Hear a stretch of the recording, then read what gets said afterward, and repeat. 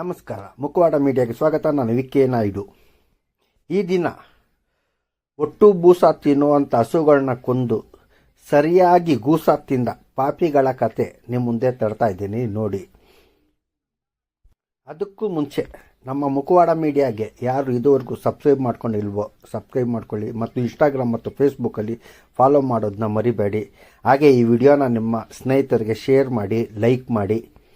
Friends, ನಿಮಗೆಲ್ಲ ಗೊತ್ತಿರೋ ಹಾಗೆ ಕರ್ನಾಟಕದಲ್ಲಿ ಗೋಹತ್ಯೆ ಮಾಡುವಂತಿಲ್ಲ. ಹಾಗಿದ್ರೂ ಸಹ ಕೆಲವು ಕಿಡಿಗೇಡಿಗಳು ಇಂಥ ಕೆಲಸನ ಮಾಡ್ತಾನೇ ಇರ್ತಾರೆ. ಹೀಗೆ ಚಿಕ್ಕಬಳ್ಳಾಪುರದಲ್ಲಿ ಗೋಹತ್ಯೆ ಮಾಡಿ ಅದರ ಮಾಂಸವನ್ನು ಅಕ್ರಮವಾಗಿ ಗಾಡಿಗಳಲ್ಲಿ ಸಾಗಿಸ್ತಾ ಇದ್ರು. ಇದರ ಬಗ್ಗೆ ಮಾಹಿತಿ ಪಡೆದ ಶ್ರೀರಾಮ ಸೇನೆಯ ಕಾರ್ಯಕರ್ತರು ವಾಹನಗಳನ್ನು ಅಡ್ಡಗಟ್ಟಿ ಅವರ ಮೇಲೆ ಹಲ್ಲೆ ಮಾಡಿದರು.